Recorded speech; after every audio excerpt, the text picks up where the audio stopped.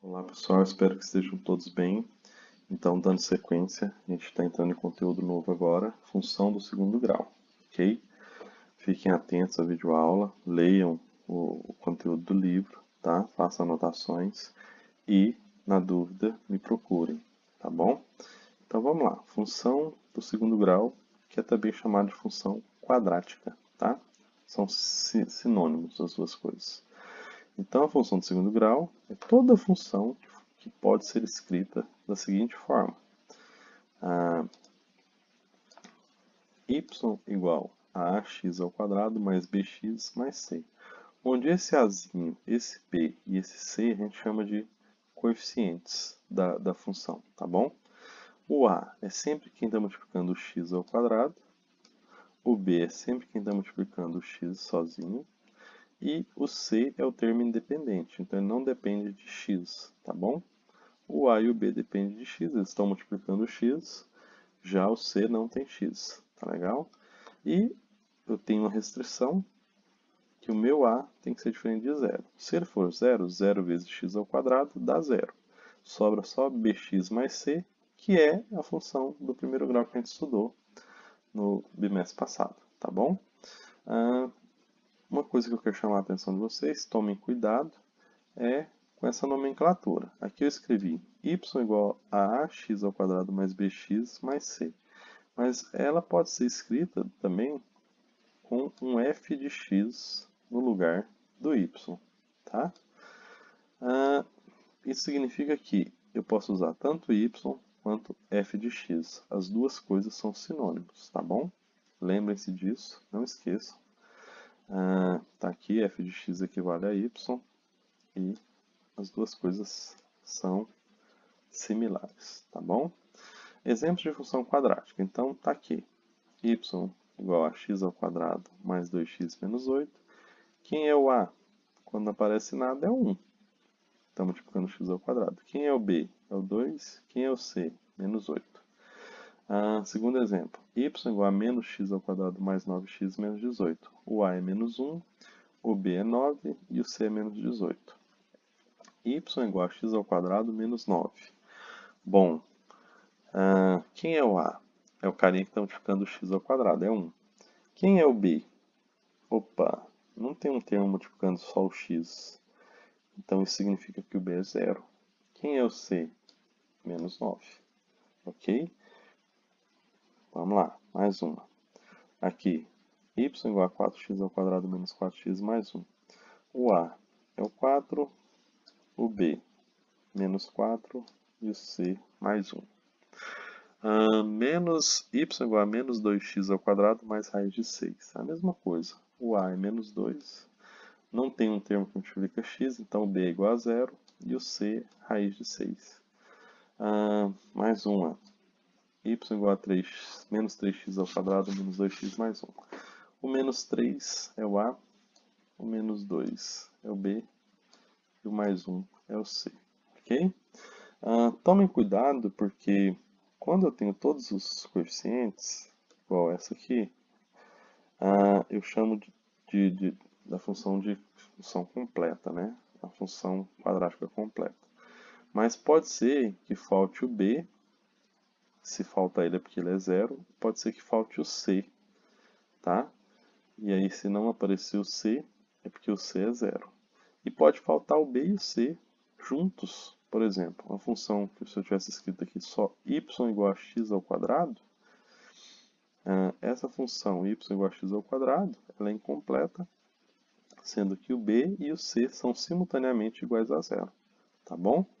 Só para vocês se situarem aí. Tá bom?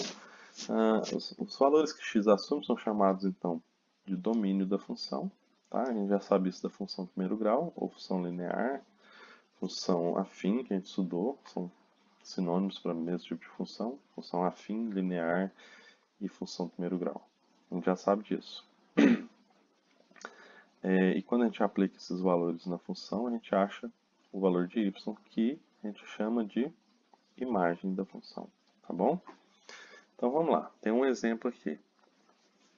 Dado o número real 3, calcule a imagem desse número na função y igual a x ao quadrado menos x mais 1. função, então x igual a 3, eu vou vir aqui, onde tiver x, eu vou substituir pela função, tá bom? E fazer a continha. Quando eu resolver a continha aqui, eu acho o valor para y. Com isso eu tenho um par ordenado, eu tenho x igual a 3 e y, quando eu fizer a continha aqui, ó, substituir, tá vendo que eu fiz a substituição? Então, fazendo a substituição, resolvendo a potência, fazendo a soma algébrica, cheguei no valor 7. Então, para x igual a 3, y igual a 7. É um par ordenado. Tá? Então, está aqui. A imagem do número real 3.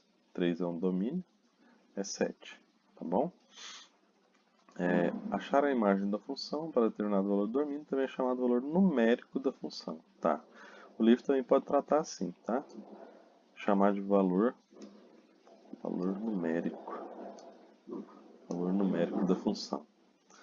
Estão soltando uns fogos de artifício aqui próximo. O exemplo anterior poderia ter sido dado, tá? Bom, aqui a gente estava chamando y, é o que eu falei lá no início, a gente poderia ter falado de f de x, tá legal?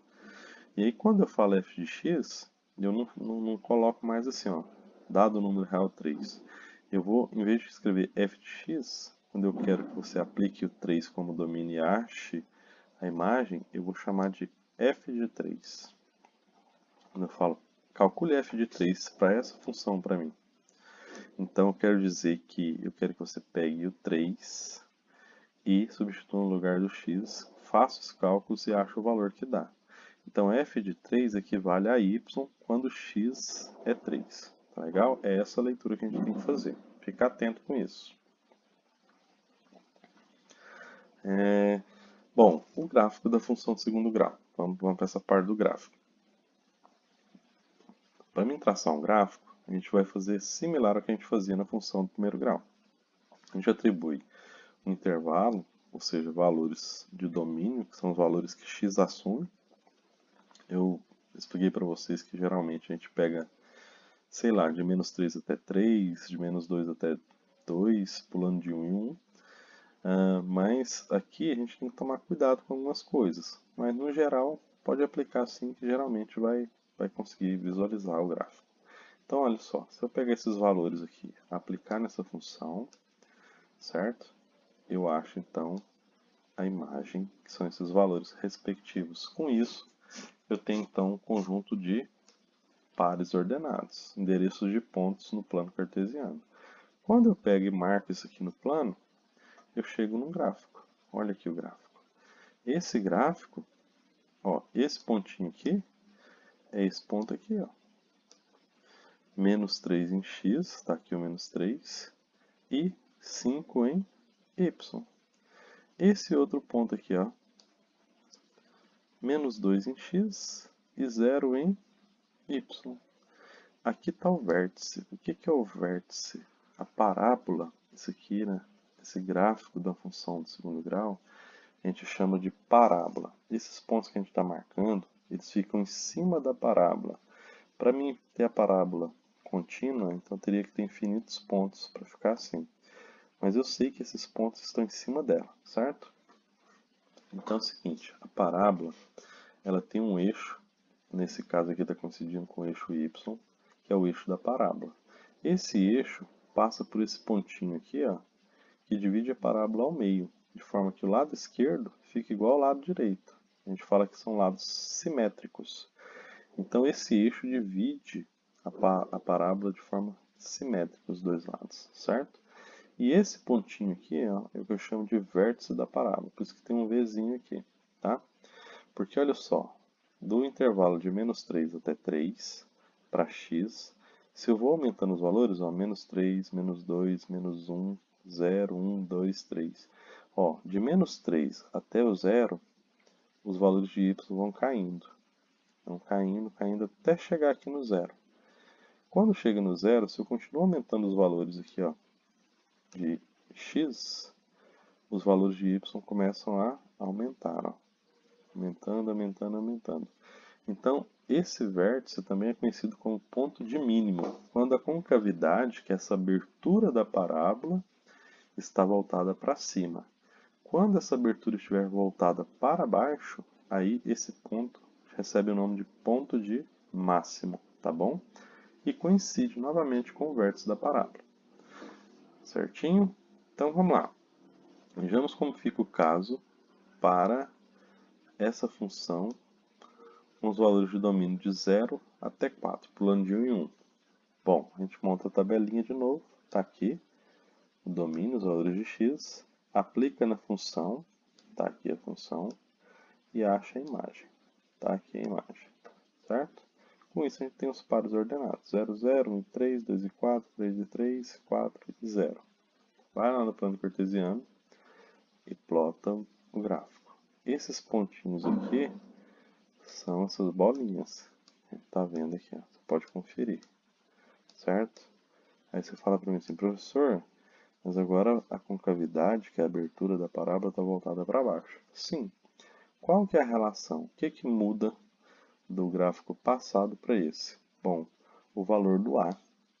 Tá vendo aqui? Aqui não aparece número, mas tem um sinal de menos. Quando aparece número é 1, então é menos 1. Vamos voltar na outra. A outra, aqui, era positivo. Então, quando A for maior que 0, a concavidade é voltada para cima. Quando A for menor que 0, ou seja, negativo, a concavidade é voltada para baixo. E aqui, ó, o mesmo raciocínio que a gente usou no anterior. Conforme eu vou aumentando os valores de x, o y vai aumentando. Mas chega num ponto, e esse ponto é o vértice da parábola, tá? Que nesse ponto eu atinjo um valor máximo para y. E a partir dele, se eu continuo aumentando os valores de x, agora ele começa a cair. Y vai diminuindo. Ó. Por isso esse ponto aqui é chamado de ponto de máximo. Com cavidade voltada para baixo, o vértice é conhecido também como ponto de máximo. Com cavidade voltada para cima, o vértice é conhecido como ponto de mínimo. Ok? Vamos lá. O vértice da parábola será dado pelas coordenadas xv e yv. Tá bom? Para obter o vértice da parábola, a gente vai aplicar as seguintes fórmulas, tá? Para achar a coordenada x do vértice, eu aplico essa fórmulazinha aqui, ó, menos b sobre 2a. Para achar a y, tá? Aqui achei a x. Apliquei essa fórmulazinha aqui. Para achar a y, a maneira mais simples é eu pegar esse x que eu encontrei, vir na minha função, tá? Chamar o y da função de yv, e no lugar que tiver x, eu substituo por xv, esse valor que eu encontrei aqui, ó, anteriormente. Fiz isso, resolvi essa continha desse lado aqui, eu acho então yv. É bem simples, tá bom? Então vamos lá. Fica para vocês, dá uma olhadinha nos exemplos da página 264 do livro, que lá está bem detalhadinho e mostra mais ou menos como que fica isso. Os valores reais de x para os quais y é igual a zero. Bom, a gente vai tratar agora de zeros da função quadrática, tá? Zeros da função quadrática. O zero da função quadrática é o seguinte, são os valores que quando eu substituo na função, lá, os valores para x, que quando eu substituo no lugar do x, faz com que o y dê igual a zero. Então, se o y vai ser igual a zero, eu posso pegar então a função, tá? Tá aqui a minha função, y igual a x ao quadrado mais bx mais c, tá? E aí no lugar do y, eu coloco quanto que ele tem que dar, que é o zero. Quando eu faço isso, a minha função se torna uma equação do segundo grau, tá? Ó, se eu substituo no lugar do y zero, eu tenho então uma equação do segundo grau. Função do segundo grau é uma coisa, equação do segundo grau é um caso específico da função do segundo grau, que é quando eu quero encontrar os valores de x que zeram, né, a função, que faz y dar igual a zero. Então, anote isso aí no caderninho, importantíssimo. Bom, se eu quero achar então as raízes, os valores de x que zeram a função, que eu posso chamar de raízes, tá, da função ou zeros da função. São sinônimos, tá bom? Se eu tenho, então, uma equação de segundo grau e quero achar essas raízes, os valores que x pode assumir que faz o y dar zero, eu só tenho uma maneira, né, quando a função é completa. Na verdade, eu tenho outras maneiras, mas a maneira mais usual e que nunca falha, e pode ser aplicado para qualquer caso, é o caso de usar Bhaskara. Eu não sei se vocês já viram, eu espero que sim. Mas Bhaskara é essa fórmulazinha aqui. X é igual a menos b, mais ou menos raiz de delta, sobre 2 vezes a. Esse delta é o que a gente chama de discriminante. A gente vai fazer, eu costumo colocar essa fórmula já com o valor de delta aqui dentro. Mas a gente vai fazer com o discriminante antes de resolver Bhaskara completo, porque é o seguinte, se o discriminante for menor que zero, eu não tenho raízes reais, então eu não preciso resolver essa conta toda. Se o discriminante for zero, eu vou ter uma mesma raiz. A gente fala que é uma raiz só, mas na verdade a interpretação que é dada nos livros de matemática é que são duas raízes com o mesmo valor. E se o delta for maior que zero, eu tenho duas raízes distintas, ou seja, com valores diferentes, tá bom? Então tá aqui, ó, o discriminante é b ao quadrado menos 4 vezes a vezes c. Delta é o discriminante.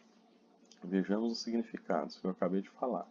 Se o delta é maior que zero, tenho duas raízes reais distintas, diferentes. Se o delta for igual a zero, então eu tenho duas raízes reais, só que elas são iguais, ok?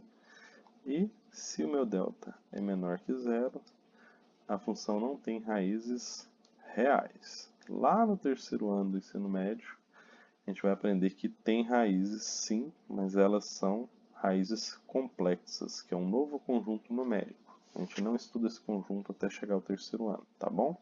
Então não preocupar com isso. Fez o cálculo discriminante, deu negativo, não tem raízes reais, morre a conta ali, tá bom? Tá. O que fica para vocês? Fazer uma leitura atenta dos exemplos 1,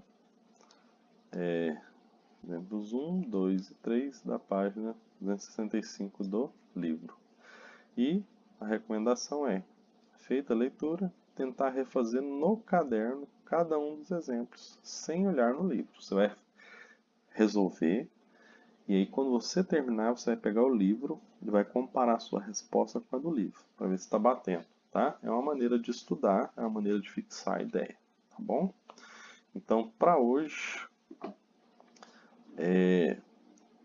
para a gente finalizar a aula de hoje, a gente vai ter que entender também o significado geométrico dessas raízes, né? O que significa essas raízes da função? O que significa esses valores para x que fazem y dar zero? Bom, a interpretação geométrica é que esses valores é onde o meu gráfico, a minha parábola, toca o eixo x, tá? Então, se eu pegar a minha função, por exemplo, essa função aqui, com x pertencente aos reais, tá bom? O gráfico dessa função, é uma parábola, porque ela é uma função quadrática, e ele vai interceptar, ele vai tocar o eixo x em dois pontos, tá? Tá aqui, ó. Então, para essa função, a parábola toca no eixo x em menos 3 e toca também em 1. Esses valores são o que eu chamo de raízes da função ou zeros da função, tá bom? Se eu pegar o menos 3 e substituir no lugar do x aqui, ó, e resolver a continha, eu chego em y igual a zero. Se eu pegar o menos 1 e fizer a mesma coisa, substituindo no lugar de x aqui e fazer a continha, também chega em y igual a zero. Só esses dois valores fazem y dar zero. Nenhum outro valor faz isso. Por isso que eu chamo eles de zero da função ou raízes da função, tá bom? Então, fixe essa ideia. Vamos pegar outra função. Agora a função menos x ao quadrado mais 4x menos 5 é uma função quadrática, ou de segundo grau, com x pertencente aos reais, tá?